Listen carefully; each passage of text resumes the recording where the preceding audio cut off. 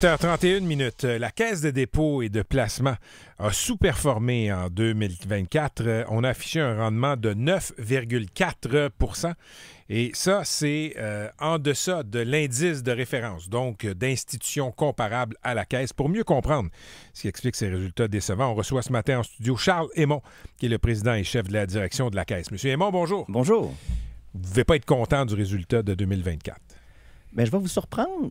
Ce sont des bons résultats, puis je vais parler pourquoi il est en dessous de l'indice, mais séparons la question en deux. Des bons résultats dans le sens que 9,4 % Global Caisse, c'est nettement au-dessus des besoins de nos déposants. Puis si on prend la RRQ, qui est le bas de laine, ça, c'est 6 millions de personnes qui Un de vos contribuent. déposants, là. Oui, c'est le tiers de la Caisse, a fait 11 %. Donc, les régimes, la santé de nos régimes, de nos déposants en 2023 est excellente, est encore meilleure en 2024. OK, on met ça de côté. En dessous de l'indice. Ça, c'est un point important. Les indices auxquels on se compare, il y a des indices boursiers là-dedans, comme c'est la plus forte concentration qu'on n'a jamais vue en 125 ans. Ça veut dire que ces indices-là, il y a 7 titres, les fameux 7 titres technologiques américains. Les 7 magnifiques. Les 7 magnifiques.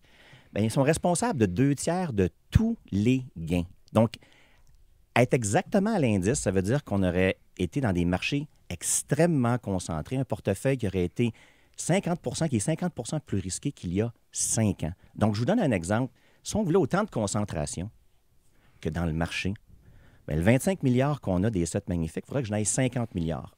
On n'a pas le droit que les politiques de placement de nos déposants trouveraient ça trop risqué. Mais si on en avait 50 milliards, depuis le 17 décembre, ces titres-là ont baissé de 10 %. On perd 5 milliards en 30 jours.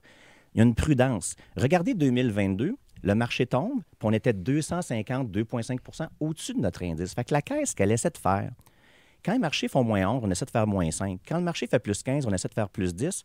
Un corridor plus étroit, plus stable, parce que nos déposants ont besoin de leur pension à chaque année. On va revenir aux déposants dans un instant parce que vous avez plusieurs déposants, donc plusieurs déposants. Vous avez nommé la RRQ, il y en a d'autres. Il y en a 50. Exactement. Et ils ont tous leurs demandes par rapport à la Caisse. Bon.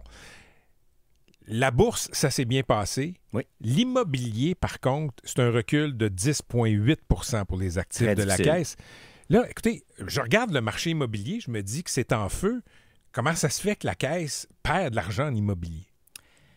En immobilier, c'est vraiment difficile dans le secteur, globalement, pour tous les investisseurs là, depuis 5 ans. Essentiellement, là, c'est un rendement de 0 %, puis on est dans cette zone-là. Les bureaux, c'est les bureaux aux États-Unis. Les États-Unis, c'est le pays le plus frappé dans le monde par le télétravail, avec le Canada. En plus, aux États-Unis, on est dans les 2 villes les plus durement touchées et de loin. 80 % de ce qu'on a aux États-Unis, New York, Chicago, vous l'avez dit plus tôt. Mais pourquoi on est concentré de même? En fait, c'est le reflet de notre division immobilière, Ivanhoé Cambridge. Auparavant, c'était un opérateur de propriété. Un opérateur de propriété, ça gère les opérations, ça aime ça avoir ses édifices à la même place. C'est efficace. Nous, on migre depuis 5 ans pour être un investisseur immobilier. Un investisseur, ça n'aime pas avoir ses œufs dans le même panier. Tous ses œufs dans le même panier, ça veut se diversifier. Donc, on est frappé un peu par ces édifices-là achetés avant la pandémie, 2013, 2014. Puis c'est un travail de longue haleine pour les repositionner. Puis en plus, si j'ai bien compris, M. Hémon, les immeubles que la Caisse possède à New York, à Chicago, il n'y a presque pas de marché pour les vendre, même si on voulait les vendre. Très, très difficile. Il commence à avoir un peu plus d'acheteurs et de vendeurs, mais si vous regardez à Chicago depuis 6 mois, les transactions se font à des baisses de 75 % de valeur. Donc, le 12-11, par exemple, qui, je dirais, l'actif trophée qu'on avait à New York, 45 étages, 2 millions de pieds carrés, bien, tu te prends un partenaire, RXR, qui est connu, connaît les locataires, on peut refinancer avec eux, puis positionner l'actif ensemble en séparant les frais pour le repositionner. OK. Richard Dufour, le journaliste de la presse qui suit les activités de la Caisse et de la Bourse, révélait, là, c'était le 18 février dernier, que la Caisse a fait beaucoup d'argent, évidemment, on le sait, avec les titres magnifiques, là, les 7-8 magnifiques, les Tesla, Amazon, Meta, etc., qui ont explosé en bourse ces dernières années. La Caisse a pris des positions plutôt tardivement là-dedans. Là, si je comprends bien, vous avez décidé de larguer ces titres-là, alors que ça va bien. Donc, vous avez raison. En 2020, quand je suis arrivé, on n'en avait pas. Puis on a préféré commencer là, à avoir une exposition qui était représentative. C'est des compagnies extrêmement puissantes. Donc, on a fait de l'argent depuis 4 ans et demi. Début 2020, en pandémie, on n'était pas là. Pourquoi on a vendu dernièrement? Si on regarde depuis le 17 décembre, je reviens, ils ont perdu ce groupe-là 10 %. C'est des excellentes compagnies, mais à un moment donné, quand elles montent trop, bien, on se dit, elles sont chères. Ça reste des bonnes compagnies, mais elles sont évaluées trop cher. Donc, vous ne pensez pas que ces compagnies-là, de Nvidia à Meta, etc., Amazon, vont continuer à augmenter en bourse? Bien, il peut y avoir une pause. Puis vous savez, la raison, on n'a pas complètement vendu tous les titres. On a, je dirais, réduit notre position parce que notre job, c'est d'opérer en bon père, bonne mère de famille. Mais je regarde un peu ce qui se passe aux États-Unis. Regardez, depuis que le président Trump est là, il n'y a pas un bon bulletin. Là. Ça fait pas longtemps. Pour la bourse, vous voulez dire? Ben oui, parce qu'on regarde, il est en train de vouloir créer le chaos à l'étranger, mais il est en train de créer de l'incertitude chez lui. Le marché européen est en hausse de 10, la Chine 15, les États-Unis 1 %. Il y a des craintes un peu, puis les taux sont en baisse. Donc, il y a de l'incertitude aux États-Unis actuellement. Je reviens à la gestion du parc immobilier de la Caisse. Oui. Investir en immobilier, c'est une chose. Être opérateur en immobilier, c'est une autre chose. Oui. C'est-tu la job de la Caisse d'opérer un parc immobilier? De l'opérer, non. Et justement, on a externalisé. On avait tout plein de gens à la Caisse, là, chez Ivanhoe Cambridge, qui faisaient ça. Puis on les a externalisés, sont maintenant à l'extérieur de la Caisse. Notre job, c'est d'investir, c'est d'acheter bas, vendre haut. On veut que notre portefeuille immobilier, faire ça simple, là, il passe d'une société opérante à un portefeuille. On veut que l'immobilier ressemble à notre portefeuille d'infrastructure qui génère 10 % par année. Je donne un exemple. J'ai des centaines et des centaines et des centaines de propriétés dans le portefeuille immobilier. J'ai 70 investissements en infrastructure. Oui. Donc, c'est un gros travail. Puis on le fait depuis 5 ans. C'est dans la bonne direction, mais c'est un gros chantier. C'est une transformation majeure. OK. Je veux qu'on parle aussi, vous parlez d'être opérateur, vous éloignez de ça là, en immobilier. Vous êtes opérateur dans les infrastructures comme le REM. Juste pour ce dossier-là. Juste pour ce dossier-là. Puis juste pour ce projet-là. Juste pour ce projet-là. Vous le savez, ça va pas bien. Mais je veux l'entendre de vous. Le mot qui vous vient à l'esprit quand vous pensez au REM, à CDPQ Infra, c'est quoi le mot qui vous vient à l'esprit avec tous les ratés du REM? C'est un projet dont je suis fier, dont on est fier, mais qui a eu son lot de complexité. Mais prenons-le dans sa construction et dans son opération. En construction, c'était un environnement extrêmement exigeant avec la pandémie, mais c'est un projet qui a été bâti rapidement puis de façon très efficace. Puis il n'y a pas d'autres projets qui s'est fait similaire en Amérique du Nord pendant cette période-là. Donc, il y a quand même un accomplissement. Après ça. Une fois que ça s'est dit, il ne marche pas une fois sur deux depuis le 27 janvier. Ça, c'était inacceptable. Donc, fierté sur le projet, mais sur le service depuis 3 semaines, inacceptable. Et puis, je peux vous dire qu'on l'a communiqué de façon claire en haut lieu à Alstom et Atkins, parce que nous, on va prendre nos responsabilités. Quand ça ne va pas depuis 2 ans, c'est toujours nous qui sommes ici au micro, puis on va continuer. Notre job, notre responsabilité, c'est de gagner la confiance des usagers. On va tout faire pour avoir ça. Mais de l'autre côté, il faut que les 2 opérateurs, là, ils fassent et qu'ils livrent le contrat auquel ils se sont engagés. Puis actuellement, ils sont en avis de défaut. Donc, hier, ils ont émis un communiqué où est-ce qu'on leur a proposé des solutions. Parce que j'ai vu le communiqué de presse là, de ce regroupement des... Écoutez, je ne suis même pas capable de dire l'acronyme, c'est la première fois que je l'entendais. Là. GPMM, mais c'est Alstom et Atkins. OK. Alstom et Atkins. Là, vous dites qu'ils sont en avis de défaut. C'est quoi ça? Quand on a fait le REM, je ne rentrerai pas dans les détails, mais c'est extrêmement limpide et clair, les exigences. C'est prescriptif. Il faut qu'ils fournissent un système, un REM, qui marche l'hiver au Québec avec les rigueurs d'ici, pas Vienne, là. Et là, dans la dernière bordée de neige, il y a 3 solutions qu'on leur demande. Ils n'ont même pas déneigé. Fait que je suis dans la base, à la base. Au Québec. Au Québec. Donc, il faut qu'ils augmentent les équipements, la fréquence, les fournisseurs, puis le mode d'opération. Après ça, les équipements, il faut qu'ils remplacent ou qu'ils échangent d'ici 30-60 jours. Puis ces opérations, on amène RATP pour les appuyer. OK. Vos mots sont très durs pour Atkins et Alstom. Oui. Au-delà des mots, si ça ne change pas, je veux dire, vous ne pouvez pas sortir Alstom puis Atkins des opérations. C'est pas comme changer de fournisseur de frigidaire dans un restaurant, là. Écoutez, je ne rentrerai pas en public sur les recours, mais quand on a appelé la semaine passée, je vois qu'il y a un engagement de leur part puis une mobilisation, puis j'ai des attentes, on a des attentes très élevées.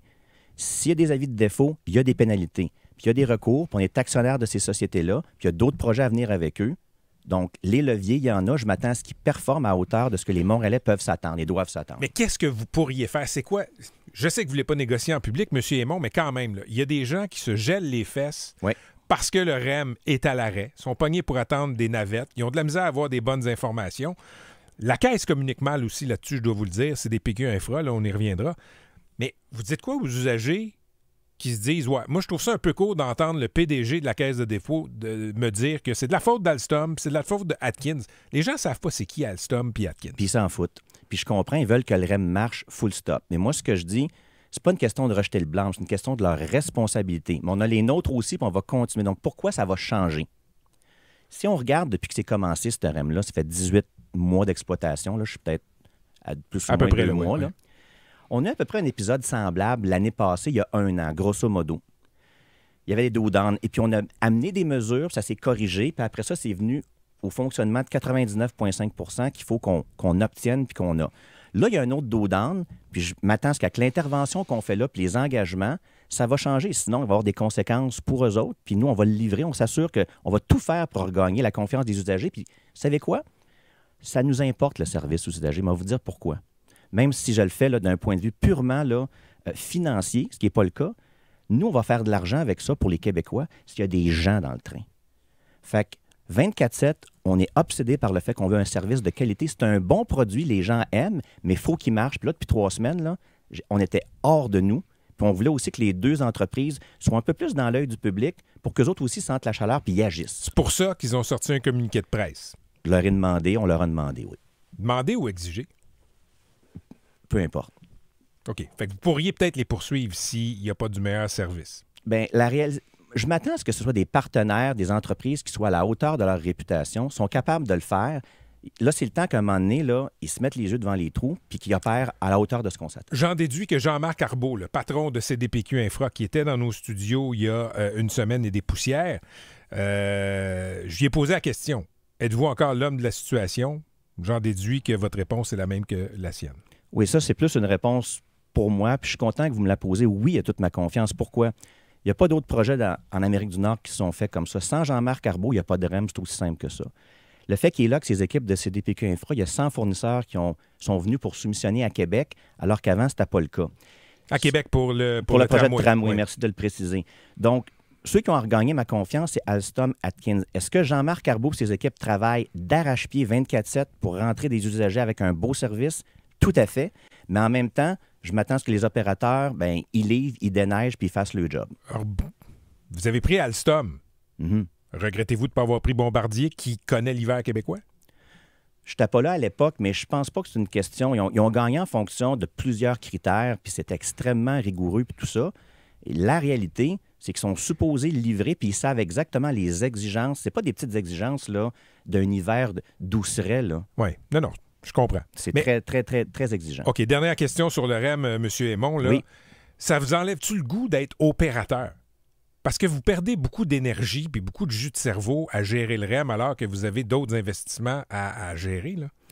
Bien, je pense que si on regarde, par exemple, le projet de Québec, Tramway, je reviens là-dessus, ce ne sera pas sur le même modèle. Là, on ne sera pas opérateur. Donc, chaque projet a sa situation spécifique. Dans ce contexte-ci, on va réussir puis on va le régler comme tous les problèmes qu'on a vus dans le REM pour l'opérer comme du monde. Mais si on regarde, je pense que c'est un modèle d'affaires que, de préférence, je préfère construire puis être là comme maître d'œuvre d'infrastructure qu'un opérateur de transport. Mais est-ce qu'on est capable de le faire ici? Absolument, puis on va y arriver. Mais ça ne vous donne pas le goût d'en faire d'autres? Ben, Beaucoup d'autres. Je dirais simplement que c'est un projet qui a ses particularités uniques. On en est fiers, mais je veux dire, c'est un modèle d'affaires qu'on va voir au fur et à mesure à chaque fois comment c'est. Mais si on regarde les autres projets, pour l'instant, on n'est pas opérateur. Parlons d'énergie, OK? La Caisse a acheté Innergex, c'est un fleuron québécois des énergies renouvelables là, qui fait de l'éolien, du solaire. Oui. On sait qu'Hydro-Québec va avoir besoin de beaucoup de capitaux dans les prochaines années, dans les prochaines décennies. Est-ce que la Caisse va massivement investir dans des projets énergétiques dont Hydro-Québec a besoin pour les prochaines années? Bien, on pourrait, la Caisse, investir directement avec Hydro-Québec pour les appuyer. Puis ça, quand ils seront prêts, on leur a dit, on va écouter. Après ça, il y a la transaction Innergex elle-même, c'est qu'on veut augmenter. C'est un actif stratégique dans un secteur stratégique. Dans le contexte actuel, avec Trump, là, sécuriser nos sources puis notre autonomie énergétique dans le renouvelable, bien, on trouve que c'est important. Donc, Innergex, c'est une société qui avait baissé en bourse, mais qui a une excellente valeur, des contrats de 14 ans ajustés à l'inflation. Puis on a voulu pouvoir acheter cette société-là pour augmenter nos capacités de production au Québec. Avec le plan d'Hydro-Québec, on pense que ça va être très porteur pour les Québécois. OK. Parlons de compagnies québécoises dans le contexte trumpiste. Il y a un fleuron qui s'appelle TFI. C'est l'ancien Transforce, compagnie de transport par camion, qui est basée ici au Québec. Son PDG a fait une sortie il y a une semaine, 10 jours, pour dire on va déménager aux États-Unis. La Caisse est actionnaire de TFI et TFI a reculé. On va rester au Québec. Vous l'avez appelé? On les a appelés, oui. Pour leur dire quoi? Bien, pourquoi vous ne nous avez pas appelés avant? Avant de l'annoncer. Et puis, on peut-tu comprendre pourquoi, les raisons? Et je pense qu'on a un très bon dialogue avec la société. Je pense qu'on a réussi à rentrer dans un argumentaire. On les a invités à réfléchir à nouveau. Et puis, je pense qu'ils l'ont fait. Puis là, on salue leur décision. On en est très content qu'il reste un siège social au Québec. Mais pour vous, est-ce que c'est annonciateur d'autres fleurons québécois qui pourraient se dire, bon, mais là, si Trump veut nous faire la guerre, je suis peut-être mieux d'être basé au sud de la frontière? C'est pas impossible. Puis il faut se mettre dans la position des entrepreneurs. Là, s'il y a une PME qui vend toutes ces choses, ses produits aux États-Unis, puis que c'est une question de survie, on peut être empathique, là, puis essayer de voir comment on peut aider, c'est quoi les raisons, est-ce qu'on peut fournir de l'assistance. Si c'est un grand siège social qui veut juste baisser son taux d'impôt, ça se pourrait qu'on n'ait pas le même niveau d'écoute. OK, dernier point. Vous êtes venu nous voir, vous avez fait une sortie, donc vous avez invité hors de la publication de vos résultats. Vous aviez choisi de venir. Oui. C'était 10 jours après l'investiture de Donald Trump. J'étais curieux de vous entendre sur ce que ça allait occasionner comme bouleversement. Est-ce que ça vous inquiétait comme PDG de la Caisse de dépôt? Vous vous étiez fait rassurant et je dois dire quasiment zen. Êtes-vous aussi rassurant que le 30 janvier dernier par rapport aux effets du Trumpisme sur notre économie? Bien, écoutez, il faut être zen dans cette job-là, là, puis en plus dans l'environnement qu'on vit. Mais si on regarde hier encore, il y a beaucoup de confusion de la part de l'administration Trump sur ce qui va se passer. Quand? Ah là, c'est plus en mars, c'est rendu en avril. Quelle forme? Je vous dirais les choses suivantes. On le suit attentivement, puis il va y avoir des turbulences. Mais voici ce qui peut se passer. Il ne fait rien, disons, en avril. Je pense que c'est dur à croire parce que sa crédibilité serait mise à mal. Donc là, après ça, les options qui s'offrent à lui, c'est y aller de l'autre côté, 25 tarif across the board, excusez l'expression. Là, pour moi, ce serait plus une tactique de négociation pour obtenir des concessions avant que ça leur fasse mal également aux États-Unis. Ou un entre-deux, où est-ce qu'il peut dire qu'il a fait quelque chose, mais c'est ciblé à certains secteurs, puis là, on aidera ces secteurs-là à voir comment s'en sortir. Donc, pour moi, il y a encore beaucoup de confusion, puis il ne faut pas concéder, il ne faut pas bouger. Il faut se préparer de notre côté à faire des choses comme augmenter notre productivité, le programme qu'on a lancé. Mais ce n'est pas le temps de concéder des choses tant qu'on ne sait pas ce qu'il veut. Et je pense que lui-même commence à se mélanger puis créer de l'incertitude chez lui. Je reviens là-dessus, le marché obligataire, sans être trop technique, c'est un marché extrêmement perspicace. Et là, il ne dit pas « j'ai peur de l'inflation à cause des tarifs ».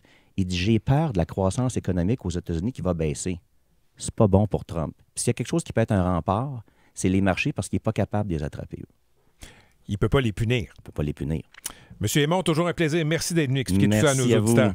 C'était Charles Aymon, le président, directeur général de la Caisse des dépôts et placements du Québec. Dans les prochaines minutes, François-Philippe Champagne, le ministre fédéral de l'Industrie, va être avec nous, ainsi que Monsieur Lucien Bouchard, 7h49.